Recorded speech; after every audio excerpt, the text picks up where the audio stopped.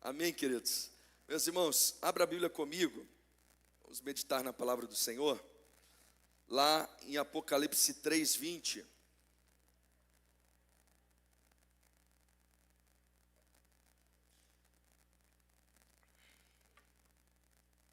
Apocalipse 3:20.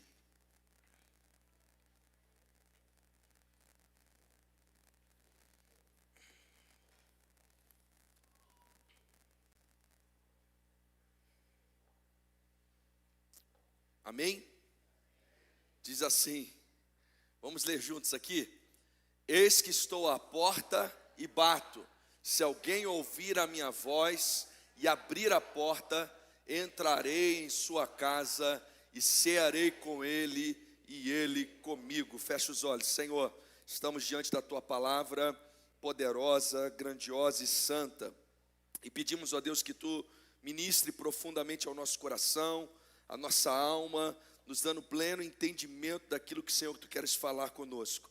Senhor, ajuda-nos a aquietar a nossa mente em relação a qualquer interferência distante a nós, coisas, ó Deus, que queiram nos atrapalhar, que queiram, Senhor, atrapalhar, ó Deus, o nosso entendimento, Senhor, da tua palavra, e nos ajude a compreender, Senhor, aquilo que tu tens a ministrar, a falar e a revelar à igreja aqui nessa noite. Pai, oramos no nome precioso de Cristo Jesus. Amém. Aleluia. Meus irmãos, nós estamos hoje encerrando a nossa série Casas. E temos visto ao longo de vários fins de semana aí, e também revisando isso nos GCELs, como Jesus gostava de estar na casa, como Jesus frequentava as casas das pessoas. Jesus sempre frequentou a casa, e a casa é o lugar e a expressão de maior intimidade possível, é o lugar onde nós, obrigado, irmã, temos comunhão, temos relacionamento com Deus. Só entra na casa, só é convidado à casa, à mesa, aqueles que nós queremos nos relacionar, que temos liberdade, que temos intimidade, ou queremos assim criar intimidade. Então nós vimos num domingo que Jesus, ele foi convidado a um casamento que aconteceu numa casa em Caná da Galileia, e ali Jesus transformou a água em vinho, e nós vemos que a presença de Jesus é uma presença transformadora, é uma presença que muda a realidade, ele devolve alegria àquele casal, àquele casamento. Nós vimos Jesus entrando na casa de Pedro, e a partir disso, de entrar na intimidade de Pedro, ele ficou sabendo do que se passava nos bastidores. A sogra dele estava doente, e Jesus ali, ainda que Pedro não tivesse pedido para Jesus, ele traz cura, ele traz vida na casa de Pedro. Nós vimos que Jesus lá em uma casa em Cafarnaum, que ele costumava se hospedar, ele recebe a visita ali de 4 amigos que carregam um paralítico e abrem o telhado e descem esse paralítico até a presença de Jesus. Nós vimos como é poderosa a fé, queridos, porque o texto diz que Jesus viu a fé daqueles homens, e ele então trouxe salvação e cura na vida daquele paralítico. Naquele episódio nós vimos que o maior milagre é a salvação. Salvação é o maior milagre, mas também Jesus opera cura, libertação, restauração nas nossas vidas.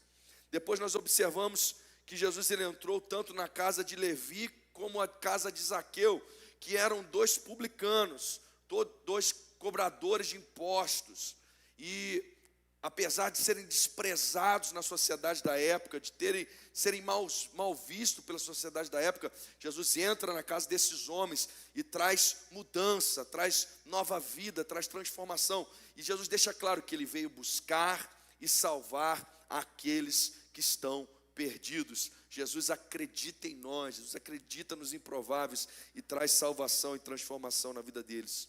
Lá na casa de Simão, um fariseu, que recebe Jesus para um jantar, uma mulher entra e unge os pés de Jesus e faz com Jesus todas as honrarias que Simão não fez. E nós aprendemos ali sobre verdadeira adoração, sobre como devemos receber, como deve ser o nosso relacionamento com Jesus. Ainda na casa de Jairo, Jesus leva a ressurreição para sua filha. Jesus leva a ressurreição para sua filha. Jesus traz de volta à vida aquela que estava morta, e traz ali uma uma graça especial sobre a casa de Jairo. Ao visitar Marta e Maria na sua casa, nós somos ensinados sobre a maior lição. Qual é a melhor coisa, qual é a boa parte, né, que nós precisamos sempre escolher a boa parte, que é estar aos pés de Jesus. Jesus realiza a Páscoa na casa de uma pessoa, num salão amplo, que era o cenáculo. E nesse cenáculo, ele celebra a Páscoa e institui essa cerimônia que nós vamos participar da ceia do Senhor. Ele institui nessa casa. Então, uma casa muito marcante, muito importante. Lá em Emaús, ele vai ao encontro de dois discípulos desorientados, com perguntas sem respostas, entristecidos, cabisbaixos, que estavam saindo do lugar da promessa. Ele vai lá ao encontro desses discípulos e ele abre os olhos desses discípulos ao sentar na mesa, ao partir o pão. Ele explica a palavra para esses discípulos e seus corações são aquecidos em Emaús. Depois nós temos ainda Jesus, depois de ressurreto, ele aparece numa casa onde os discípulos estão fechados. Jesus ali aparece e ele restaura o ministério dos discípulos, ele restaura a esperança, ele restaura a fé. E ainda semana passada vimos lá na casa da mulher sunamita e do seu marido, que construíram uma casa para o profeta, que representava a presença de Deus, como a presença de Deus restaura sonhos, como a presença de Deus traz vida, traz resposta, traz solução. Como é bom ter Jesus na nossa casa, ter Jesus presente na nossa casa. Nós somos uma igreja que nos reunimos nas casas. Nós estamos nos templos, templos, e nas casas durante a semana, através dos nossos GECEL. E a casa é um lugar muito importante, queridos.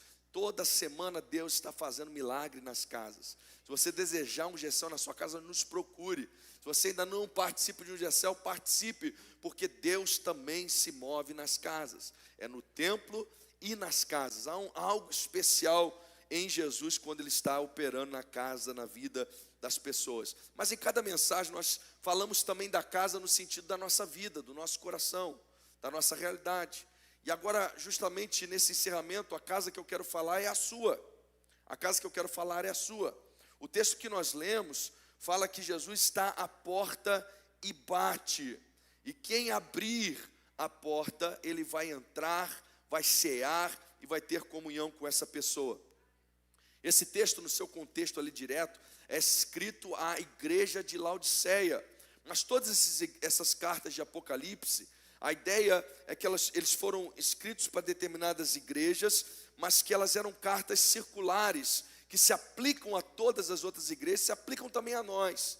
Então, em última análise, esta carta também é para nós. Esse versículo que nós lemos de Apocalipse 3:20 também é para nós, que diz que Jesus está dizendo para nós: eu estou à porta e bato. Se alguém, ou seja, se qualquer um de vocês, eu estou à porta do coração de todos, e se alguém de vocês ouvir a minha voz, se alguém de vocês atender para a minha voz, eu vou abrir, eu vou entrar, eu vou cear com vocês, eu vou ter comunhão com vocês. E eu quero, nesse encerramento dessa série, eu quero destacar 3 pontos importantes que eu preciso que você saiba. O primeiro deles, queridos, é que Deus, Jesus, Ele deseja ter comunhão conosco. Jesus deseja ter comunhão conosco. O fato de Jesus frequentar as casas tem a ver com o desejo de Deus de se relacionar conosco, com o desejo de Deus de ter comunhão conosco. Você precisa entender que a história bíblica é uma história de um relacionamento entre Deus e a humanidade. Nós temos as Sagradas Escrituras que nos contam um enredo claro da história da humanidade. E nós sabemos e nós temos acesso àquilo que o Espírito Santo inspirou homens para escrever. Ou seja, nós conseguimos saber o que Deus decidiu revelar a nós. E Ele nos revelou justamente a nossa história toda, a nossa história completa. Ele revelou desde a nossa origem até o futuro das coisas. Então nós temos todo o nosso enredo, toda a história e toda a realidade da humanidade expressa na Bíblia, nas Sagradas Escrituras. E o que nós lemos na Bíblia é que lá no princípio Deus criou o homem perfeito. Então, se você quiser ter uma noção de qual é o projeto de Deus para a humanidade, você precisa ler o começo de Gênesis antes da queda, antes de acontecer o pecado, antes de acontecer aquele cisma, aquele racha, aquele problema, aquele vírus, aquela dificuldade que trouxe desordem às coisas. Então você precisa olhar para Gênesis, e quando nós olhamos para Gênesis, nós vemos que Deus criou o homem perfeito, o homem inteiramente perfeito. Não havia luta, não havia problema, não havia dificuldade, não havia cansaço. Até trabalhar era gostoso, ninguém cansava trabalhando. As atividades que o homem realizava eram atividades tranquilas, ele conseguia fazê-las sem nenhuma dificuldade. Então Deus cria um homem perfeito, e nessa criação que Deus faz do homem perfeito, o homem tem 100% de comunhão com Deus. Ele tem uma comunhão plena com Deus. Ele tem um relacionamento sem interferência com Deus. O sinal está limpo, o sinal está claro, e ele se relaciona com Deus sem dificuldade alguma. Aliás, o texto ainda nos diz que na viração do dia, todos os dias, na viração do dia, em um horário marcado, em um horário específico, Deus descia até o jardim, e ali no jardim ele tinha comunhão com o homem. Ele sentava para tomar um café com o homem. Eu acho que Deus era mineiro também, né? Ele tinha um cafezinho ali com o homem, ele conversava com o homem, ele tinha comunhão com o homem, ele tinha relacionamento com o homem. Todos os dias isso acontecia, todos os dias. Mas até que Gênesis nos narra também o que aconteceu, o problema que aconteceu. Quando o pecado entra na terra, quando o homem peca, quando a mulher peca, quando o homem peca, a humanidade peca, há um rompimento entre o homem e Deus. A comunhão do homem com Deus é rompida. A Bíblia diz que os pecados, nossos pecados fazem separação entre nós e Deus. E agora o homem não consegue mais ter comunhão com Deus como antes, não consegue mais ter relacionamento com Deus como antes. Então o que Deus faz? Deus inicia um processo, um plano de redenção. Deus começa a executar um plano de redenção e de restauração de todas as coisas, onde Deus vai entregar o seu Filho, que a própria Bíblia diz que Jesus, ele é o Cordeiro de Deus que tira o pecado do mundo. Então Deus vai entregar o seu Filho para corrigir o problema que aconteceu. Então nós tínhamos comunhão plena, sem dificuldade. O pecado vem e o pecado racha essa comunhão. O pecado gera uma separação, o pecado gera uma ruptura, o pecado gera uma desestabilização, um caos entre o relacionamento do homem com Deus. Então Deus começa a fazer um projeto, um plano, em que Ele vai enviar o seu Filho, e esse seu Filho ele vai resolver o problema que está atrapalhando esse relacionamento. E Ele vai expiar o pecado, Ele vai remover o pecado, Ele vai tirar o pecado, e todos aqueles que creem em Jesus, esse pecado é tirado da sua vida, para que essa comunhão ela seja restaurada e resgatada novamente. Então a história bíblica, queridos, é uma história de relacionamento. Deus deseja ter relacionamento conosco, Deus deseja ter comunhão conosco. Você precisa entender isso, queridos. O Evangelho não é apenas para te livrar do inferno. O Evangelho é uma história de relacionamento, de intimidade, de comunhão. Eu já disse isso aqui, o céu não faz sentido para quem não deseja ter comunhão com Deus.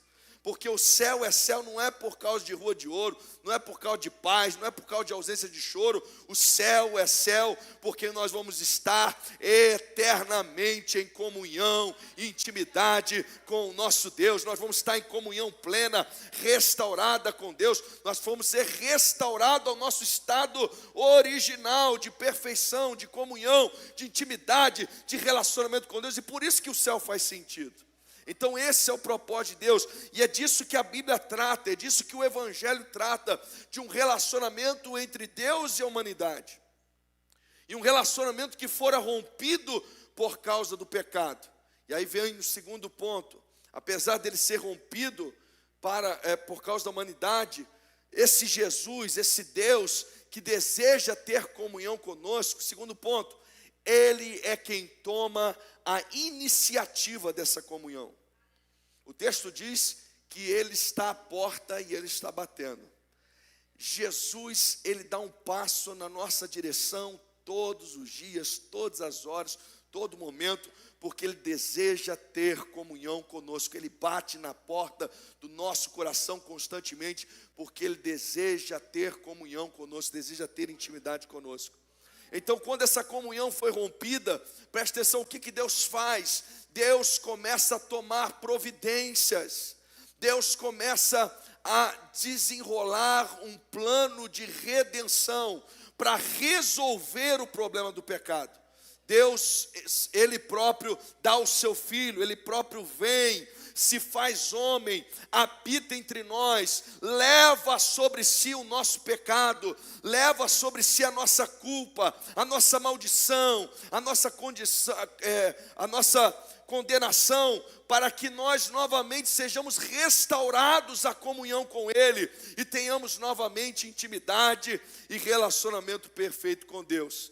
Então, o que a Bíblia vai nos narrar a partir então de Gênesis é essa obra, esse plano de Deus. É Deus em ação, é Deus descendo a terra para livrar, é Deus descendo a terra para redimir, para justificar, para restaurar, para acabar com o problema que entrou na humanidade, que é o pecado, para que o homem possa ter novamente relacionamento com Deus, novamente intimidade com Deus, novamente comunhão com Deus. Então Deus traça um plano e Ele começa a executá-lo.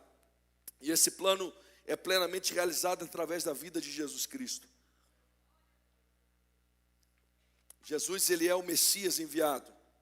Jesus, Ele é o Cordeiro de Deus que tira o pecado do mundo. Jesus é aquele que morre no nosso lugar na cruz para que nós tenhamos a redenção, para que nós sejamos justificados. Jesus é aquele que levou sobre si a nossa culpa, a nossa condenação. Então preste atenção, o pecado que havia em você, o pecado que estava em você, que te separava de Deus, que te impedia de se relacionar com Deus, que te impedia de ter comunhão com Deus, Jesus levou sobre si, Jesus tomou sobre si, Jesus, Ele pagou, Ele expiou, Ele eliminou ali na cruz do Calvário. Então todos aqueles que acreditam, que creem e que se apossam dessa verdade, eles têm os seus pecados perdoados, eles têm a cédula que era contra eles rasgada, jogada fora, eles têm os seus pecados lançados no mar do esquecimento.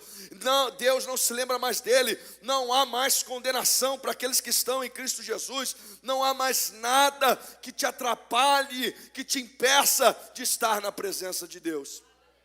Quando Jesus termina o seu sacrifício, Ele grita tetelestai. Está consumado, Ele diz. Está consumado. A Bíblia diz que os céus, eles ficam enegrecidos, e o véu do templo, ele se rasga de alto a baixo.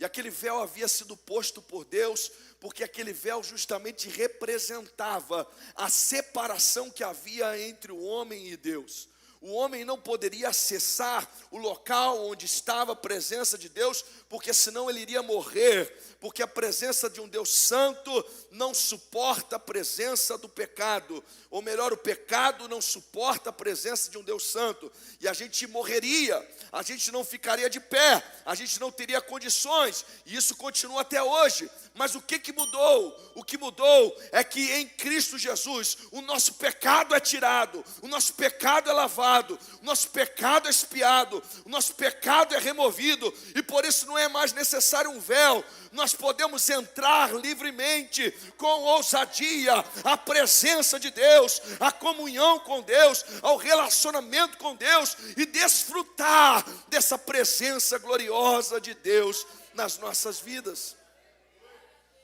Então não é que Deus deixou de ser santo ou ficou menos santo, não.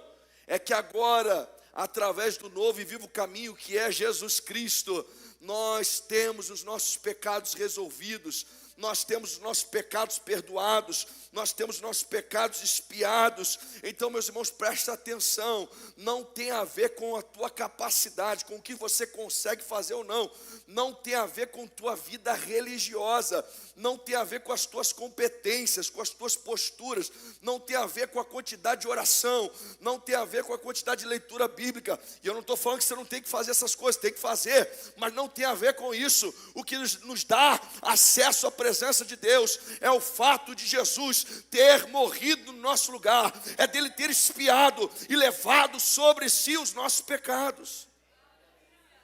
A iniciativa parte de Deus. A iniciativa parte de Deus. E tem tudo a ver com esse desejo de Deus ter comunhão conosco. Nada mudou da parte de Deus. Desde que Ele nos criou, Ele deseja ter comunhão conosco. Desde que Ele nos criou, Ele deseja ter intimidade conosco, relacionamento conosco. Na viração do dia, como eu falei para você lá no Éden, Ele descia para o jardim para ter comunhão com o homem. E aí o que aconteceu? A humanidade pecou. Deus mudou? Não. O texto diz que na viração do dia, no mesmo horário, no mesmo lugar, Deus foi novamente ao lugar do encontro, ao lugar da comunhão, ao lugar da intimidade. Mas o homem não estava mais lá. E a pergunta de Deus não é o que você fez, o que você aprontou, o que você está pensando da vida, não é nada disso. A pergunta de Deus tem a ver com uma questão geográfica. Deus pergunta para Adão: Adão, aonde estás? Cadê você, Adão? Dependendo da versão bíblica que você utiliza. Aonde você está? Por quê? Porque Deus continuou, como sempre, desejando a comunhão, indo na viração do dia para ter comunhão, para ter relacionamento, para ter intimidade, mas o homem não estava mais lá. Ele havia pecado e agora estava escondido, com vergonha da sua nudez. E Deus está lá procurando o homem. Deus continua tomando a iniciativa da comunhão, da intimidade. E ali Deus então começa um processo de redenção. Já há uma tipologia ali, ele sacrifica um animal, faz a primeira roupa, veste o homem, tampa a nudez do homem. Gênesis 3,15 ele diz: olha, a descendência da mulher vai vir um que vai pisar na cabeça da serpente. E Deus começa a executar o plano de redenção, para que o homem volte a esse lugar de intimidade, para que o homem volte a esse jardim, para que o homem volte a esse relacionamento que Deus deseja ter com ele. Mas Deus está lá no jardim. E aí o que é curioso, queridos, é que nós hoje, nós já entendemos o que Jesus fez por nós, nós já entendemos que o véu do templo rasgou, nós temos livre acesso à presença de Deus, nós já entendemos que Deus deseja ter comunhão conosco, mas me parece que na maior parte das vezes, nós não estamos usufruindo da comunhão que nós poderíamos ter com Deus. Nós não estamos usufruindo da comunhão que Deus está nos ofertando. Isso fica claro nesse texto de Apocalipse, porque Jesus tem que nos dizer o seguinte: eu estou na porta e eu estou batendo. Eu estou na porta e eu estou chamando. É como se Deus dissesse: eu continuo descendo na viração do dia no jardim, mas ainda ecoa no jardim a minha pergunta: aonde estás? Cadê você? Cadê você, homem? Cadê você, mulher? Cadê você que eu queria ter intimidade contigo, eu queria ter comunhão contigo, eu queria ter relacionamento contigo? E aí o texto de Apocalipse nos fala sobre isso. Ele diz que: eis que eu estou à porta e eu bato. Se alguém abrir, eu vou entrar, eu vou cear e eu vou ter comunhão com essa pessoa. É Deus dizendo: eu continuo descendo no jardim, eu continuo do mesmo jeito, ansiando por um momento de comunhão, eu continuo querendo ter um relacionamento, eu continuo querendo ter intimidade, mas ainda continuam algumas portas fechadas, ainda continuam alguns corações fechados, algumas pessoas continuam passando o dia sem abrir a porta. E aí chegamos no terceiro ponto que eu quero enfatizar, é que o abrir da porta é com a gente. O abrir da porta depende da gente. Preste atenção, Jesus já fez tudo o que tinha que fazer. Jesus, pela sua graça e misericórdia, Ele é a própria expressão da graça de Deus. Ele fez tudo o que precisava fazer. Ele veio, Ele se fez homem, Ele habitou entre nós, Ele morreu no nosso lugar, Ele resolveu o problema do pecado, Ele foi lá no inferno, Ele tomou as chaves da morte, do inferno, Ele ressuscitou, venceu a morte, Ele acabou com o problema do pecado. Quem nele crê é perdoado, é lavado, é justificado, é regenerado, é redimido. Não há mais condenação para aqueles que estão em Cristo Jesus, que são chamados segundo o seu propósito. Ele fez tudo, Ele resolveu tudo. A comunhão está restabelecida, a intimidade está restabelecida. Mas, no entanto, de vez em quando Ele aparece no jardim e a gente não está. Mas, no entanto, Ele ainda bate na porta. E o texto diz: se alguém ouvir. Se alguém ouvir. A obra de redenção foi realizada. E Jesus continua batendo na porta, desejando ter comunhão com você, meu irmão, com você. Tem intimidade com você. Ele continua desejando um tempo de mesa com você. Ele continua querendo ganhar intimidade, relacionamento contigo. Ele continua querendo entrar na sua casa e fazer aquilo que nós temos visto Ele fazer nas casas aqui ao longo dessa série. Entrar e trazer transformação, trazer cura, trazer salvação, trazer provisão, trazer mudança, ativar o teu ministério, trazer esperança, enxugar as tuas lágrimas, te dar um norte, te trazer de volta a promessa, te lembrar da promessa, te trazer vida onde há morte. Ele continua querendo entrar em nossa vida, na nossa casa, nos nossos corações. Ele continua batendo a porta. E o texto continua dizendo: se alguém. Esse se na Bíblia é sempre uma condicionante, queridos, e a Bíblia está cheia de si. A Bíblia, ela sempre faz isso com a gente. Ela fala assim: ó, gente, há um banquete aqui, mas você tem uma coisinha só, simples, mas você precisa fazer. Jesus já fez toda a viagem, e Ele já está na sua porta. Você só precisa abrir. Você só precisa querer. Você só precisa desejar a intimidade, o relacionamento. Você só precisa desejar essa comunhão que Ele está propondo para você. E é interessante que o texto coloca da seguinte forma: se alguém ouvir a minha voz e abrir a porta. Então, o ouvir vem antes do abrir, porque talvez esse é o nosso grande desafio. O nosso grande desafio é ouvir a voz de Deus, é ser capaz de ouvir o que Deus tem para nos falar. E nós estamos vivendo um tempo que é muito desafiador, um tempo que nós temos muitas vozes na cabeça, nós temos muita informação, é rede social, é muita coisa, você ouve todo tipo de voz. A voz do inimigo que de vez em quando lança coisas na sua mente, no seu coração, na sua cabeça. A voz de pessoas à sua volta, de amigo, de conhecido, de desconhecido. A voz das notícias, dos noticiários. Tem a notícia real, tem a fake news da fake news. Tem uma confusão danada, né? E a gente fica com tanta coisa, queridos, que às vezes a gente se torna incapaz de ouvir a voz de Deus. E aí por isso a gente não abre a porta às vezes. E o dia passa e a gente não tem a comunhão com Ele que a gente deveria ter tido. E a semana nos engole e a gente não desfrutou da comunhão que Ele estava propondo. E o mês passa e a gente não entendeu a comunhão. E a gente não passa da superficialidade. Quando o Senhor quer nos levar a nos aprofundar no relacionamento com Ele. No relacionamento de comunhão, de intimidade. E Ele faz isso como? Ele fala com você. Ele às vezes te fala, te indicando para que você abra a sua Bíblia. Te chama a um período de oração. Te chama a participar de uma forma mais assídua de alguma programação. Ele vai te chama em ambientes para que você vá a ambientes que serão edificadores para você. Mas se você não estiver atento à voz, se você não ouvir, você não é capaz de abrir a porta. Lá Romanos 10:17 diz assim, que a fé vem pelo ouvir e ouvir pela palavra de Deus. Se a gente para de ouvir Deus, a nossa fé ela vai mirrando, ela vai se enfraquecendo. A fé ela fortalece à medida que você ouve Deus falar contigo. E quanto mais Deus fala contigo, mais você entende.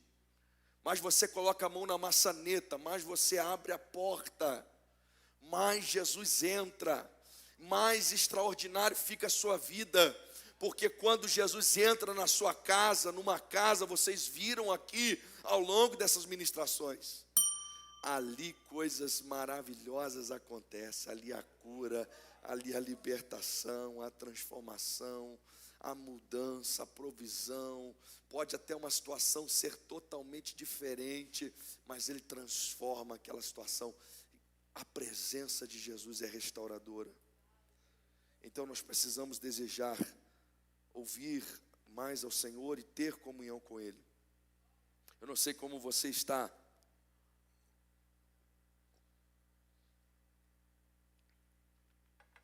mas a ceia é um convite para sentar na mesa. Ali o texto diz, eu vou abrir, eu vou entrar, eu vou cear com Ele, e eu vou ter comunhão com Ele. A ceia é uma janta, queridos, é uma refeição com Cristo. Nós fazemos um pãozinho pequenininho, um suquinho pequenininho, por causa da instrução de Paulo lá em Coríntios, porque tinha gente que queria matar a fome com a ceia. Ele falou, não, come em casa, a ceia é para a gente lembrar de Jesus, né? Mas a verdade é que é uma refeição, nós poderíamos estar em volta de uma mesa celebrando a ceia. Mas a proposta não é uma refeição só entre nós, apesar de ter uma característica também de comunhão da igreja. Mas a proposta é que Jesus está à mesa conosco. A proposta é que nós abrimos a porta para que Ele sente conosco, que Ele ceie conosco, Ele tenha comunhão conosco. É um pedaço do céu na terra. É um pedaço daquilo que nós vamos vivenciar no céu. Porque a Bíblia diz que quando o soar das trombetas acontecer, nós iremos ao encontro de Jesus nos ares. E as primeiras coisas que nós vamos fazer, nós vamos entrar para uma bodas, para um jantar, para uma festa, em que Jesus vai estar à mesa conosco mais uma vez. Ele vai partir o pão de novo. Ele vai nos entregar o suco. E nós vamos ter comunhão, ter intimidade, ter relacionamento. Então nós vamos participar da ceia. A ideia não é você renovar, trocar o seu óleo espiritual, né?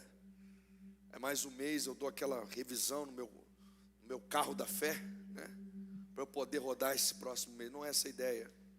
A ideia é que você tenha comunhão com Deus. É que você cresça na comunhão. É que você cresça na intimidade. É que você cresça no relacionamento. É que você desfrute daquilo que Deus está propondo para você.